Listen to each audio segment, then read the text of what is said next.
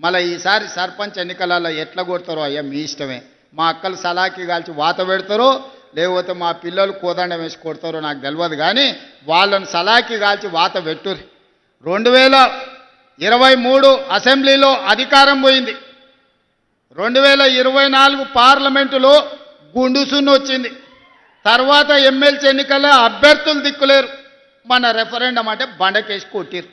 4 సార్లు ప్రజలు వంగబెట్టి ఈపు మీద గుద్ది చెప్తే కూడా బుద్ధి రాలేదు.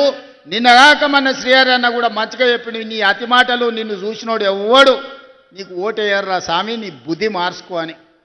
వాళ్ళ బుద్ధి మారినా మారకపోయినా మనందరం కలిసికట్టుగా ఉండి గ్రామాలను అభివృద్ధి చేసుకుందాం. గ్రామాలలో రాజకీయ కక్షలకు తావు ఇవ్వకండి. నేను కూడా ప్రజలకు విజ్ఞప్తి చేస్తున్నా, మీరు ఎన్నుకునే సర్పంచ్ మీ మంత్రి దగ్గర పోయి కూర్చొని మీకు నిధులు తేవాలి. మీ ఎన్నుకున్న సర్పంచ్ ఈ ప్రభుత్వంతో మంచిగా వ్యవహారం చేసుకొని పనులు సాధించుకోవాలి.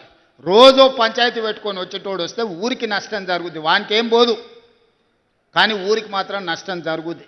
మీ ఊరికి రోడ్డు కావాలన్నా, తాగనీకి నీళ్లు కావాలన్నా, మీకు గుడి కావాలన్నా, మీకు బడి కావాలన్నా, మీ గ్రామం అభివృద్ధి చెందాలన్నా, ఇందిరమ్మ చీరలు రావాలన్నా, ఇందిరమ్మ ఇండ్లు రావాలన్నా, రైతు రుణమాఫీ జరగాలన్నా, సన్న బియ్యం రావాలన్నా, 200 యూనిట్లు కరెంటు రావాలన్నా, రైతు భరోసా రావాలన్నా, రైతు రుణమాఫీ జరగాలన్నా మీ సర్పంచ్ మంచోడై ఉండాలి.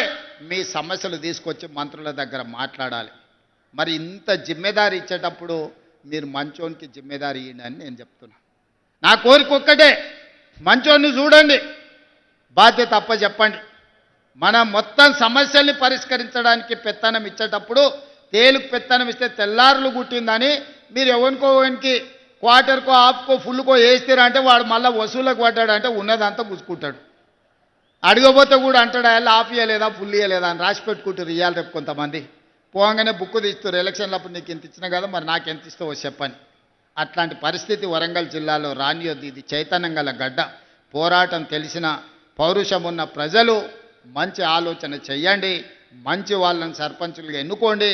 మీకు ఇండ్లు ఇచ్చేది, మీ అభివృద్ధి చేసేది, మీకు కావాల్సిన తాగునీళ్ళు ఇచ్చడానికి రాష్ట్ర ప్రభుత్వం ఉన్నది.